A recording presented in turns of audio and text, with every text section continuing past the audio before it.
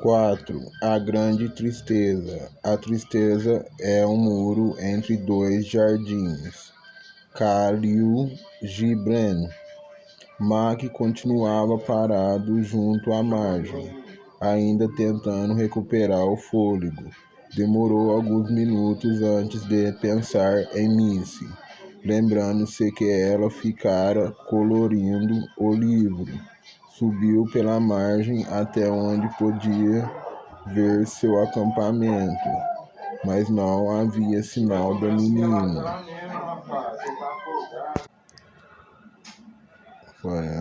Apressou o passo correndo até a barraca, chamando seu nome com o máximo de calma que conseguiu. Não houve resposta.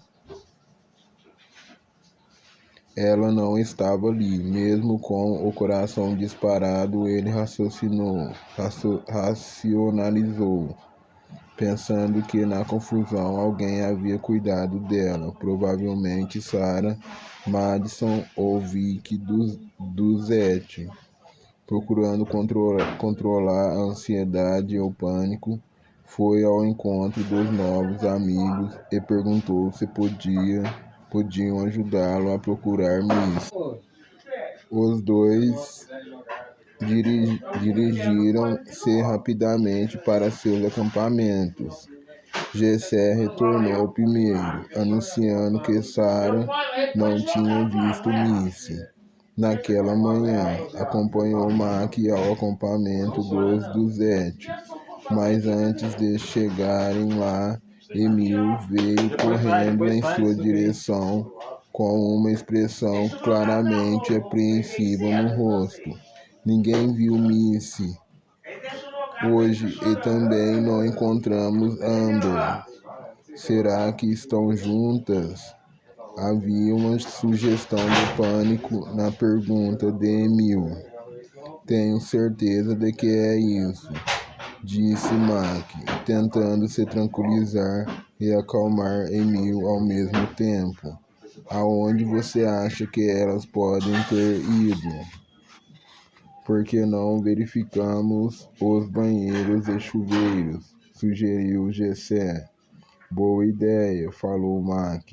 Vou olhar no que fica mais próximo da nossa área, o que meus filhos usam. Porque você e Emil não verificam o que fica entre as duas áreas. Eles concordaram e Mac foi numa corrida lenta para os chuveiros mais próximos, notando pela primeira vez que estava descalço e sem camisa. Que figura devo estar, pensou, e provavelmente teria achado graça se sua mente não estivesse tão concentrada em missa. Quando chegou aos banheiros, perguntou a uma adolescente que saía da parte feminina se tinha visto uma garotinha de vestido vermelho lá dentro, ou talvez duas garotas. Ela disse que não havia notado, mas que olharia de novo. Em menos de um minuto, estava de volta, balançando a cabeça. Obrigado mesmo assim, disse Mac, e foi para a parte de trás da construção onde ficavam os chuveiros. Enquanto virava a esquina, começou a chamar Miss em voz alta. Mac podia ouvir a água correndo, mas ninguém respondeu. Imaginando se Miss estaria em um dos chuveiros, começou a bater na porta de cada um até obter resposta. 6 cubículos de chuveiro e nada de Miss. Verificou os banheiros os do banheiro masculino, mas ela não se encontrava em lugar nenhum. Correu de volta na direção do acampamento de Emil, incapaz de rezar qualquer coisa a não ser repetir: "Ah, meu Deus, me ajude a achá-la. Ah, meu Deus, por favor, me ajude a achá-la." Quando ouviu, Vicky correu ao seu encontro. Estivera tentando conter o choro, mas não conseguiu quando se abraçaram. De repente, Mac desejou desesperadamente que Nan estivesse ali. Ela saberia o que fazer, pelo menos qual seria a coisa certa. Ele se sentia totalmente perdido. Sarah levou Joss e Kate para o seu acampamento, portanto não se preocupava com eles, disse Vicky em meio aos soluços. Ah, meu Deus, pensou Mac, percebendo que tinha esquecido completamente de seus outros dois filhos. Que tipo de pai eu sou? Mesmo sentindo-se aliviado porque Sarah estava cuidando deles, desejou ainda mais intensamente que Nan estivesse ali. Nesse momento, Emil e Jessé apareceram. Emil aparentando alívio e Jessé aparecendo tenso como uma corda esticada. "Nós a encontramos!" exclamou Emil, o rosto se iluminando e depois ficando sombrio ao perceber o que estava dizendo. "Quero dizer, encontramos a Amber. Ela voltou do banho que foi tomar em outro lugar, onde havia água quente. Disse que tinha falado com a mãe, mas Vicky provavelmente não escutou. Sua voz parou no ar. Mas não encontramos Missy", acrescentou Jessé rapidamente, respondendo à pergunta mais importante. "Amber também não a viu hoje." Emil, no auge da eficiência, assumiu o controle. "Mac, temos de contatar as autoridades do camping imediatamente e botar todo mundo procurando Missy. Talvez no meio da agitação ela tenha se assustado e se confundido e simplesmente saiu andando e se perdeu. Ou talvez estivesse tentando nos encontrar e caminhou na direção errada. Você tem uma foto dela? Talvez haja uma copiadora no escritório e poderíamos fazer algumas cópias para economizar tempo." Tem uma foto na carteira." Mac enfiou a mão no bolso de trás e por um segundo entrou em pânico ao não encontrar nada ali. Achou que poderia estar no fundo do lago Aloha, mas então lembrou que a deixara no carro depois da viagem de teleférico no dia anterior. Os três voltaram ao acampamento de Mac. Jessé correu na frente para avisar Sarah que Amber estava em segurança, mas que Missy não fora encontrada. Chegando ao acampamento, Mac abraçou Joss e Kate tentando parecer calmo, tirando a roupa molhada, vestiu uma camiseta e jeans, meias secas e um par de tênis. Sarah prometeu que ela e Vicky ficariam com seus filhos mais velhos e sussurrou que estava rezando por ele e Missy. Mac agradeceu dando-lhe um abraço rápido e depois de beijar os filhos, juntou-se a outros dois homens que corriam para o escritório do camping. A notícia do resgate na água havia chegado à pequena sede e todos se mostravam animados. O clima mudou rapidamente quando souberam do desaparecimento de Missy. No escritório havia uma copiadora e Mac, depois de tirar várias cópias do retrato da filha, as distribuiu. O jovem subgerente Jeremy Bellamy ofereceu-se para ajudar na busca. Então eles dividiram o camping em 4 áreas e cada um saiu levando um mapa, a foto de Missy e um Ike-Talk. Era um trabalho lento e metódico, lento demais para Mac, mas ele sabia que esse era o modo mais lógico de encontrá-la, se ainda estivesse no camping. Enquanto andava entre as barracas e trailers, rezava e fazia promessas. Tinha consciência de que prometer coisas a Deus era ter Missy de volta, e sem dúvida Deus sabia onde ela se encontrava. Muitos campistas estavam acabando de arrumar suas bagagens para ir embora.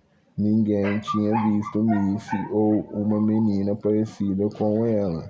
A pequenos intervalos, cada grupo de busca entrava em contato com o escritório para saber se havia alguma novidade, mas não houve qualquer notícia até quase 2 da tarde. Mac estava terminando de vasculhar sua área quando veio o chamado pela walkie-talkie. Jeremy, que cobria a área mais perto da entrada, achou que encontrara algum indício. Foram todos ao seu encontro. Mac chegou por último e viu Emil e Jeremy ouvindo atentamente um rapaz desconhecido. Emil disse a Mac rapidamente o que ouvira e o apresentou ao rapaz. Seu nome era Virgil Thomas e ele estava acampado na área com alguns colegas desde o início do verão. Os outros dormiam pesadamente quando Virgil viu uma velha picape verde oliva saindo do camping e descendo na direção de Joseph. Mais ou menos a que horas? Perguntou Mac. Foi antes do meio-dia, mas não tenho certeza, porque estava de ressaca. Mostrando a foto de Missy para o rapaz, Mac perguntou de modo áspero: Você acha que viu essa menina? Quando o outro cara me mostrou essa foto antes, ela não me pareceu familiar, respondeu Virgil, olhando de novo. Mas então, quando ele disse que ela estava usando um vestido vermelho vivo, lembrei que a menininha na picape verde estava com um vestido dessa cor. Vi que ela estava rindo ou berrando. Não dava para saber. E então tive a impressão de que o motorista lhe deu um tapa ou um empurro para baixo. Mas acho que ele também podia estar só brincando. Mac ficou paralisado, apesar de assustadora. Infelizmente, essa informação era a única que até então fazia sentido. Explicava porque não havia encontrado nenhum traço de Missy, mas tudo dentro dele não queria que fosse verdade. Virou-se e começou a correr para o escritório, mas foi contido pela voz de Emil. Mac, para! Nós já falamos com o escritório pelo rádio e avisamos o xerife de Joseph. Eles vão mandar alguém para cá agora mesmo e estão emitindo um boletim de busca para a picape. Nesse momento, 2 radiopatrulhas entraram no camping. A primeira foi direto para o escritório e a outra para a área onde os homens se encontravam. Mac correu ao encontro do policial, um rapaz de cerca de 30 anos, que se apresentou como Dalton, e começou a ouvir as pessoas. Nas horas seguintes, houve um movimento crescente de reação ao desaparecimento de Missy. Expediram uma ordem de busca, bloquearam a autoestrada e os guardas florestais da área foram avisados para ficarem atentos. Isolaram o acampamento do Phillips com fitas, caracterizando-o como uma cena de crime, e todos nas imediações foram interrogados. Virgil forneceu o máximo de detalhes que pôde sobre a picape e os seus ocupantes, e a descrição foi enviada a todos os órgãos policiais mais importantes. Os oficiais do campo do FBI em Portland, Seattle e Denver foram alertados. Nan estava a caminho, trazida de carro por sua melhor amiga Marianne. Trouxeram cães rastreadores, mas as pistas de Missy terminavam no estacionamento próximo, aumentando a probabilidade de que a história de Virgil fosse verdadeira. Depois que os peritos examinaram minuciosamente o acampamento, o policial Dalton pediu que Mac entrasse de novo na área e observasse tudo com cuidado, em busca de algo diferente. Mac sentia-se tão desesperado para ajudar de alguma forma que, mesmo exausto, concentrou a mente na tentativa de lembrar-se de qualquer detalhe. Com cautela refez seus passos, o que não daria em troca para ter a chance de recomeçar o dia desde o início, mesmo queimando os dedos e derrubando de novo a massa de panqueca. Voltou-se novamente para a tarefa designada, mas nada parecia diferente do que recordava. Nada havia mudado. Chegou à mesa onde Missy estivera ocupado colorindo. O livro estava aberto na mesma página, com uma imagem inacabada da princesa índia da tribo Multnomah. Os lápis de cera também se encontravam lá, se bem que o vermelho, a cor predileta de Missy, estivesse faltando. Mac começou a procurar no chão onde ele poderia ter caído. Se está procurando o lápis de cera vermelho, nós o encontramos ali perto da árvore, disse Dalton, apontando para o estacionamento. Ela provavelmente o largou enquanto estava lutando com sua voz.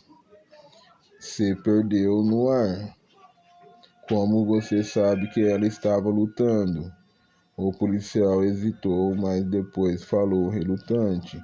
Encontramos um dos sapatos dela no arbusto, para onde provavelmente foi chutado. Você não estava aqui na hora, por isso pedimos ao seu filho para identificá-lo. A imagem de sua filha lutando com algum monstro pervertido foi como um soco no estômago, quase sucumbindo ao negrume súbito que ameaçava esmagá-lo. Mac se apoiou na mesa para não desmaiar ou vomitar. Foi então que notou um broche de joaninha cravado no livro de colorir. retornou à consciência como se alguém tivesse aberto um vidro de sais sob seu nariz. De quem é isso? Perguntou Dalton, apontando para o broche. De quem é o quê? Esse broche de Joaninho. Quem pôs isso aí? Nós achamos que fosse de Missy. O broche não estava aí de manhã. Tenho certeza, afirmou Mac, enfatizado. Ela não tem nada assim. Tenho absoluta certeza de que não estava aí de manhã. O policial se comunicou pelo rádio e em minutos os peritos retornaram e levaram o broche. Dalton puxou Mac para um canto e explicou. Se o que o senhor diz é correto, temos de presumir que o agressor de Missy deixou isso aí de propósito. Fez uma pausa e acrescentou: Senhor Phillips, isso pode ser uma notícia boa ou má? Não entendo. O policial hesitou, tentando decidir se deveria contar a Mac o que estava pensando. Procurou as palavras certas. A boa notícia é que podemos conseguir alguma pista a partir do broche. É a única prova que temos até agora de que havia alguém aqui. E a má notícia? Mac prendeu o fôlego. Bom, a má notícia e não estou dizendo que este seja o caso, é que quem deixa algo assim geralmente tem um objetivo. E isso pode significar que já fez a mesma coisa antes. O que? Reagiu Mac bruscamente. Isso significa que esse cara é uma espécie de maníaco? Esse é algum tipo de sinal que ele deixa para se identificar como se estivesse marcando o território ou algo assim. A raiva de Mac foi crescendo, mas antes que explodisse, o rádio de Dalton tocou conectando-o ao escritório de campo do FBI em Portland. Mac ficou atento e ouviu a voz de uma mulher que se identificava como agente especial. Ela pediu que Dalton descrevesse o broche em detalhes. Mac acompanhou o policial até o lugar onde a equipe de perícia havia estabelecido sua base de operações. O broche estava dentro de um saco transparente e de pé atrás do grupo. Ele ficou entreouvindo Dalton descrevê-lo. É um alfinete com uma joaninha que foi cravado atravessando algumas páginas de um livro de colorir. Por favor, descreva as cores e o número de pontos na joaninha, orientou a voz pelo rádio. Vejamos, disse Dalton, com os olhos quase grudados no saco. A joaninha tem uma cabeça preta e o corpo é vermelho, com bordas e divisões pretas. Há 2 pontos pretos no lado esquerdo do corpo. Faz sentido. Perfeitamente, por favor, continue, disse a voz com paciência. E do lado direito da joaninha há 3 pontos, de modo que são 5 ao todo. Houve uma pausa. Tem certeza de que são 5 pontos? Sim, senhor, são 5 pontos. Certo. Agora, policial Dalton, poderia virar o broche e dizer o que há na parte de baixo da joaninha? Dalton virou o saco plástico e olhou com cuidado. Há algo cravado embaixo, agente. Deixe-me ver. Parece uma espécie de número de modelo CK146. Acho que é isso. É difícil ver atrás do saquinho. Houve silêncio do outro lado. Max sussurrou para Dalton. Pergunte a ela o que isso significa. O policial hesitou e depois obedeceu. Agente, você está aí? Sim, estou. De repente a voz pareceu cansada e oca. Ei, Dalton, há algum lugar isolado onde você e eu possamos conversar? Mac assentiu com ênfase e Dalton captou a mensagem. Espere um segundo. Pousou o saco com o broche e saiu da área, permitindo que Mac o seguisse. Pronto, agora estou sozinho. Pode me dizer o que é? Estamos tentando pegar esse cara há quase 4 anos, perseguindo-o em mais de 9 estados. Recebeu o apelido de matador de meninas, mas nunca repassamos o detalhe da Joaninha para ninguém. Portanto, mantenha isso em segredo. Acreditamos que ele seja responsável pelo sequestro e morte de pelo menos 4 crianças até agora. Todas meninas, todas com menos de 10 anos. A cada vez ele acrescenta um ponto à Joaninha, de modo que esta seria a de número 5. Ele sempre deixa os broches em algum lugar da área do sequestro.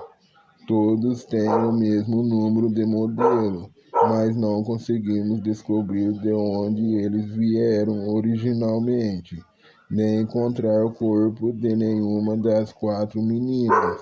Mas temos bons motivos para acreditar que nenhuma delas sobreviveu.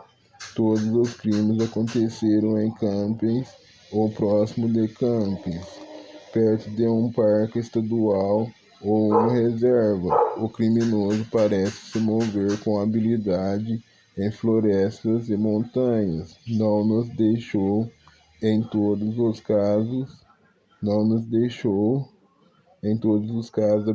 absolutamente nada além do broche. E o carro? Temos uma descrição bastante boa da picape verde em que ele fugiu. Vocês provavelmente vão encontrá-la. Se for o nosso cara, ele deve tê-la roubado há 1 ou 2 dias, repintado, enchido de equipamento para caminhadas, e ela vai estar totalmente limpa. Enquanto ouviu a conversa de Dalton com a agente especial, Mac sentiu o resto de esperança se esvair. Sentou-se frouxo no chão e enterrou o rosto nas mãos. Pela primeira vez desde o desaparecimento de Missy, permitiu-se considerar o alcance das possibilidades mais horrendas. E assim que isso começou, não parou mais.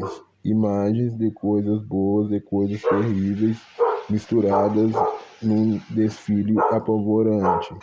Algumas eram instantâneas, abomináveis de tortura e dor, de monstros e demônios da escuridão mais profunda, com dedos de arame farpado e toques de navalha, Denise gritando pelo pai e ninguém respondendo. Misturado com esses horrores, havia lampejos de outras lembranças. A menina aprendendo a andar, com o rosto lambuzado de bolo de chocolate, fazendo caretinhas engraçadas. Sobrepunha-se a todas as imagens tão recentes de Missy, caindo no sono, aninhando no colo do pai. Imagens implacáveis. O que ele diria a Nan? Como isso podia ter acontecido? Deus, como isso podia ter acontecido? Algumas horas depois, Mac e seus 2 filhos foram de carro para o hotel em Joseph. Os proprietários haviam lhe oferecido um quarto enquanto ele arrumava sua bagagem. A exaustão e o desespero começaram a dominá-lo. O policial Dalton levara seus filhos a uma lanchonete. Agora sentado na beira da cama, Mac dava vazão a todo o seu sofrimento. Soluços e gemidos de rasgar a alma saíam do estômago de seu ser. E foi assim que não assim que não o encontrou. Dois seres feridos que se abraçaram e choraram desconsoladamente. Naquela noite, Mac dormiu aos sobressaltos, pois as imagens continuavam a golpeá-lo, como ondas implacáveis contra um litoral rochoso. Pouco antes do nascer do sol, por fim desistiu. Vivera em um só dia anos de emoções e agora sentia-se entorpecido à deriva num mundo subitamente sem significado. Depois de protestos consideráveis, Denan concordaram que seria melhor ela ir para casa com Joseph e Kate. Mac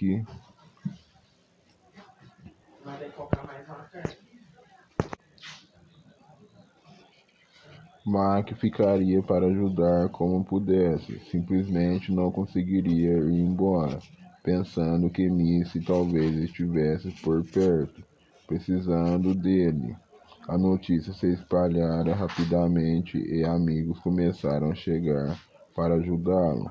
Criou-se uma forte rede de solidariedade, todos os conhecidos rezando para que Missy fosse encontrada. Jessé, Sarah, Emil e Vic permaneceram o tempo todo, desdobrando-se em cuidados. Repórteres com seus fotógrafos começaram a aparecer durante a manhã. Mac não queria enfrentá-los, mas acabou respondendo às perguntas na esperança de que a divulgação pudesse ajudar na busca. Quando ficou evidente que a necessidade de ajuda estava diminuindo, os Madison demonstraram seu acampamento e vieram despedir-se. Choraram muito, abraçaram-se longamente e colocaram-se à disposição para o que fosse necessário. Vic Duzete também partiu, mas Emil permaneceu para dar apoio a Mac. Em meio a toda a tristeza, Kate manteve-se firme, enviando e recebendo e-mails para que se mantivesse em comunicação permanente. Ao meio-dia, todas as famílias estavam na estrada. Marianne levou Nan e as crianças para casa, onde os parentes estariam esperando.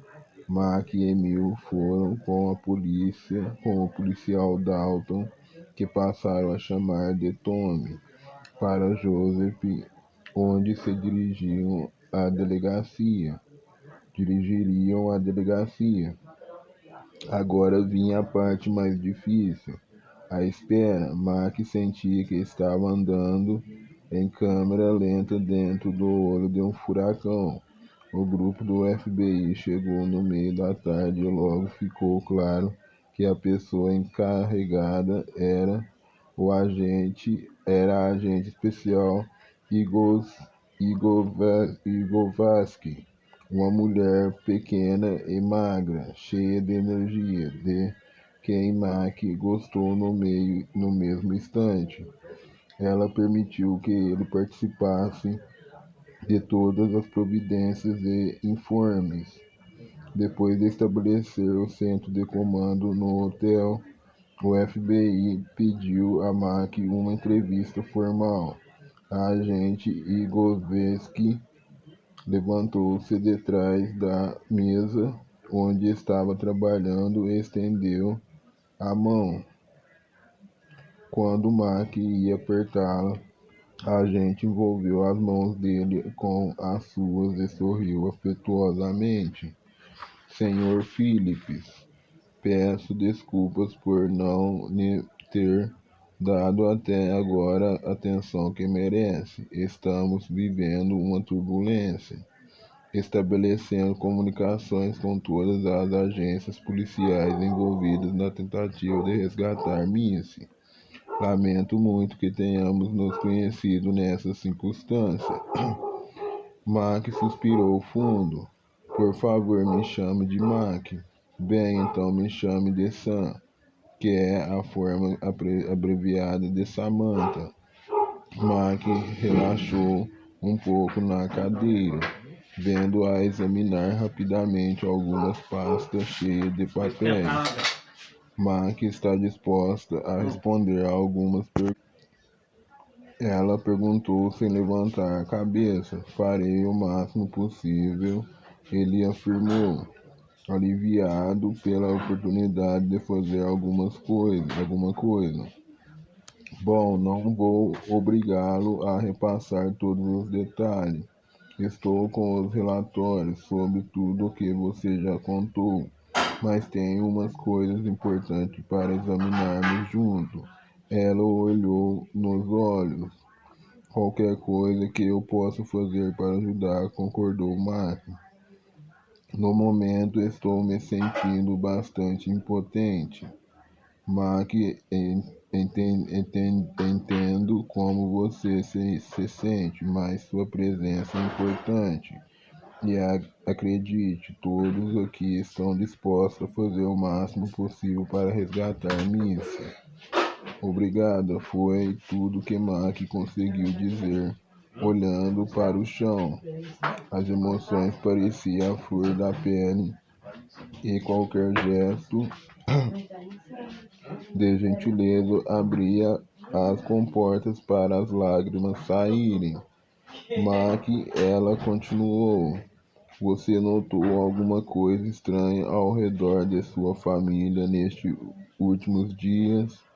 Mac ficou surpreso e se recostou na cadeira. Quer dizer que ele estava nos rondando? Não, ele parece escolher as vítimas ao acaso, mas todas eram mais ou menos da idade da sua filha, com cor de cabelo semelhante.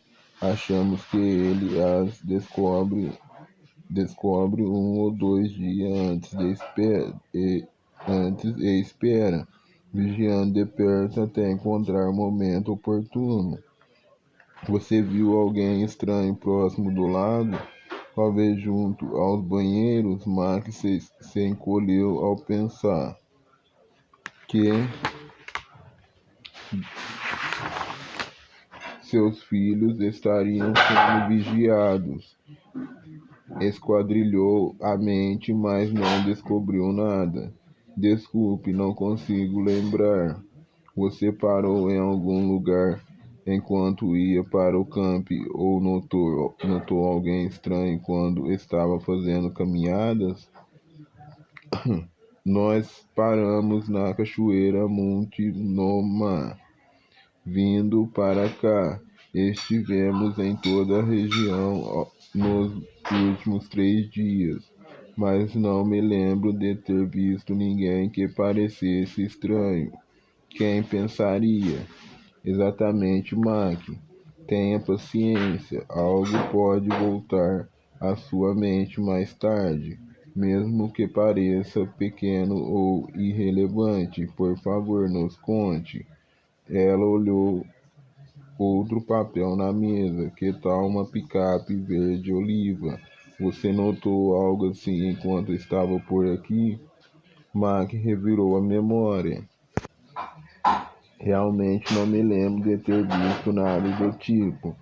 A agente especial Igor Vesky continuou a interrogar Mac durante os 15 minutos seguintes, mas não conseguiu despertar a memória dele o suficiente para descobrir algo útil. Por fim, fechou o caderno e se levantou, estendendo a mão. Mac mais uma vez lamento o que aconteceu com Missy. Se descobrirmos alguma coisa, eu informarei imediatamente. Às 5 da tarde, finalmente chegou o primeiro informe promissor e a agente Igovski colocou Mac imediatamente a par. Dois casais haviam passado por uma picape verde-oliva que correspondia à descrição do veículo que estavam procurando. Eles estavam em um trecho estreito da estrada e tiveram que dar marcha ré até um lugar mais largo para permitir a passagem da picape. Notaram que na carroceria havia várias latas de gasolina, além de uma boa quantidade de material de acampamento. Entranharam Estranharam que o motorista tivesse se curvado na direção do carona, como se procurasse alguma coisa no chão e estivesse usando um casaco pesado num dia tão quente. Acharam graça daquilo e seguiram em frente. Quando essa notícia chegou, a atenção aumentou na delegacia. Tudo que haviam descoberto até agora se encaixava no modo de agir do matador de meninas. E Mac foi informado. Com a noite se aproximando, rapidamente iniciou-se uma discussão sobre a melhor alternativa: fazer uma perseguição imediata ou esperar até a manhã seguinte, logo ao nascer do dia. Todos pareciam profundamente ofendidos com a situação. De pé no fundo da sala, Mac ouviu com impaciência a discussão, aflito para que se tomasse logo uma providência. Seu desejo era chamar Tommy e ir pessoalmente atrás do assassino. Era como se cada minuto contasse. Depois de um tempo que pareceu excessivamente longo para Mac, todos concordaram em dar início à perseguição. Mac ligou rapidamente para falar com Nan e partiu com Tommy. Agora só lhe restava rezar: Santo Deus, por favor, por favor, por favor, cuide da minha Missy. Proteja-a, não deixe que nada de mal lhe aconteça. Lágrimas desciam por seu rosto e molhavam a camisa. Por volta das 7 horas, o comboio de radiopatrulhas utilitários do FBI, picapes com cães e alguns veículos da Guarda Florestal seguiu pela autoestrada até entrar na reserva. Mac ficou satisfeito por viajar com alguém que conhecia a área. As estradas, com frequências curtas, estreitas, beirando precipícios, ficam ainda mais traiçoeiros na escuridão da noite. A velocidade foi diminuindo até parecer que estavam se arrastando. Por fim, passaram pelo ponto onde a picape verde tinha sido vista pela última vez e o quilômetro e meio depois chegaram a uma bifurcação. Ali, como fora planejado, a caravana se dividiu em duas, com um pequeno grupo indo para o norte com a agente especial Igovski e os demais, inclusive Mac, Emil e Tommy, indo na direção sudoeste. Alguns quilômetros difíceis mais tarde, esse grupo se dividiu outra vez, e nesse ponto os esforços de busca ficaram ainda mais lentos. Agora os rastreadores estavam a pé. Agora os rastreadores estavam a pé, apoiados por luzes fortes, quanto procuravam sinais de atividades recentes nas estradas. Quase 2 horas mais tarde, Tommy recebeu um chamado de Igovski, a cerca de 15 quilômetros da bifurcação onde tinha se separado. Uma estrada antiga e sem nome saía da principal. Era praticamente impossível de se ver no escuro e cheia de buracos. Eles as teriam ignorado se a luz de um dos rastreadores não tivesse se refletido numa calota de veículo. Debaixo do pó da estrada havia manchas de tinta verde. A calota provavelmente fora perdida quando a picape passou por um dos muitos buracos enormes do caminho. O grupo de Tommy voltou imediatamente. O coração de Mac batia aceleradamente com um começo de esperança. Talvez por algum milagre Missy ainda estivesse viva. 20 minutos depois, outra ligação de Igor Bisky informava que havia encontrado a picape debaixo de uma engenhoca armação de galhos e arbustos.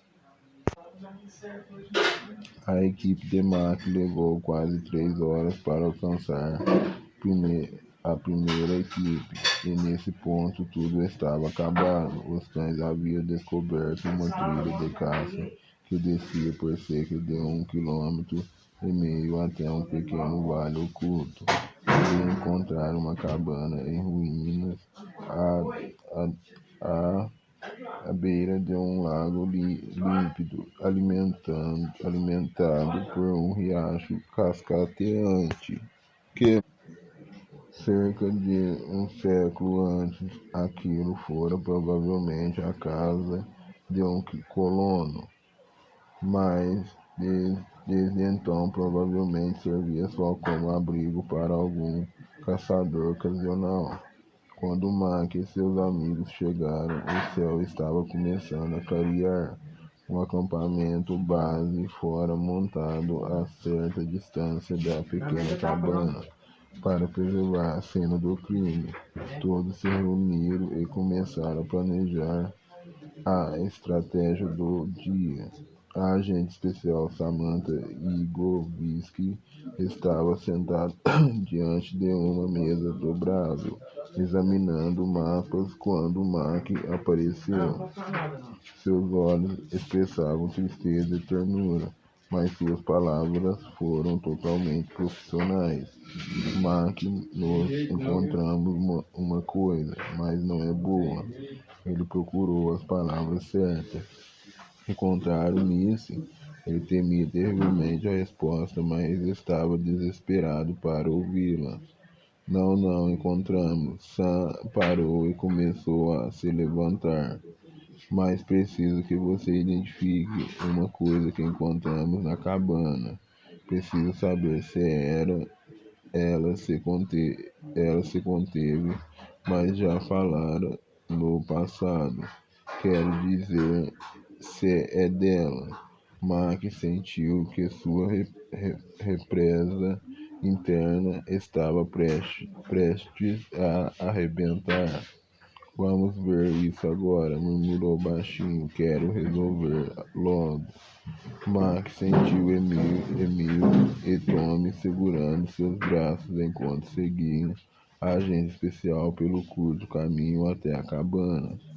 3 homens adultos de braços dados numa solidariedade especial, andando juntos em direção ao seu pior pesadelo.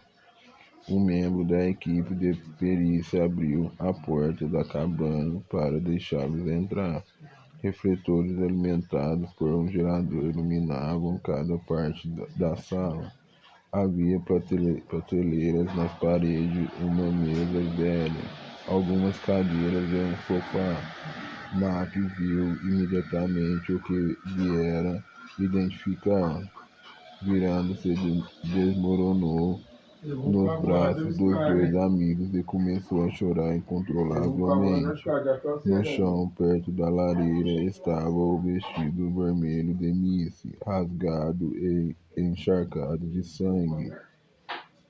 Para Mac, os dias e semanas seguintes se tornaram um borrão de entrevistas que entorpeciam as emoções.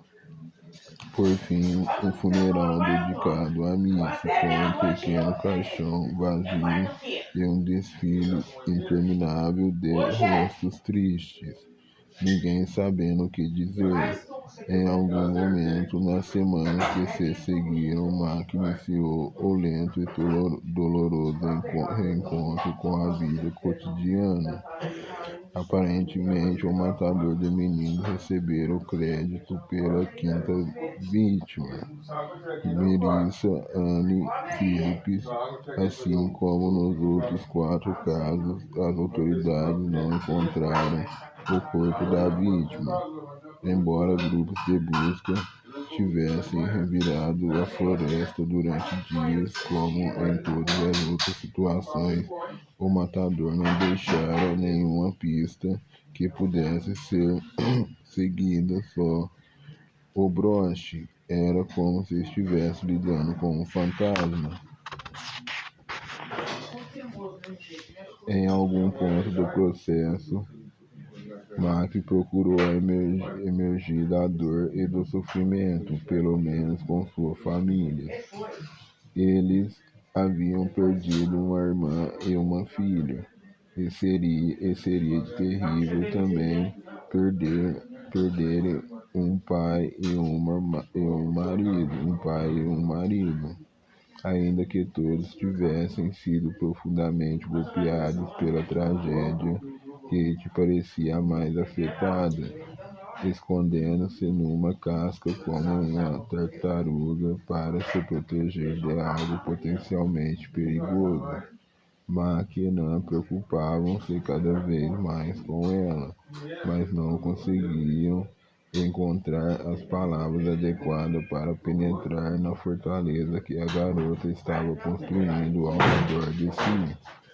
As tentativas de conversar se transformaram em monólogos,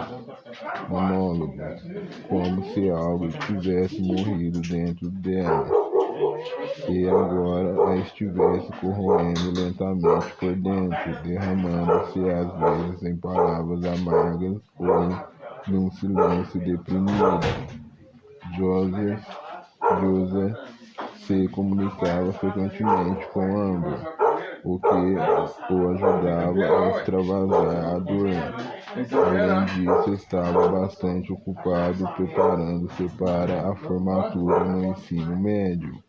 A grande tristeza havia baixado, como uma nuvem, em graus diferentes, cobria todos os que tinham conhecido Missy. Mac e Nan enfrentavam juntos o tormento da perda, sentindo-se mais próximo do que nunca. Nan repetia seguidamente que não culpava de modo algum Mac pelo que acontecera. Mac, porém, levou muito mais tempo para se livrar de todos os que o levavam ao desespero. Se ele tivesse decidido não levar as crianças naquela viagem, se tivesse recusado quando elas pediram para usar a canoa, se tivesse ido embora na véspera, se não ter podido enterrar o corpo de Missy, ampliava seu fracasso como pai. O fato de ela ainda estar em algum lugar sozinha na floresta assombrava-o todos os dias. Agora, 3 anos e meio depois, Missy era considerada oficialmente vítima de assassinato. A vida nunca mais seria a mesma. A ausência de Missy criava um vazio absurdo. Bora não, mãe, depois... A tragédia também havia aumentado a fenda no relacionamento de Mac com Deus, mas ele não se dava conta dessa separação crescente.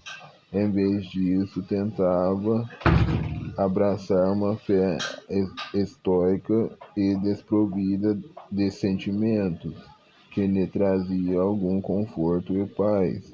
porém não eliminava os pesadelos em que se via com os pés presos na lama e sem voz para dar os gritos que salvariam sua preciosa Missy. Aos poucos, os pesadelos foram se tornando menos frequentes e os momentos de alegria começaram a despontar, fazendo Max se sentir de ser culpado. Assim, recebeu o bilhete assinado Papai, dizendo para encontrá-lo na cabana. Causou-lhe um profundo impacto. Será que Deus escreve bilhetes?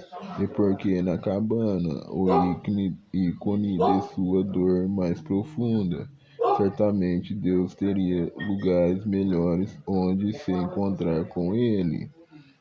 Um pensamento sombrio chegou a atravessar sua mente.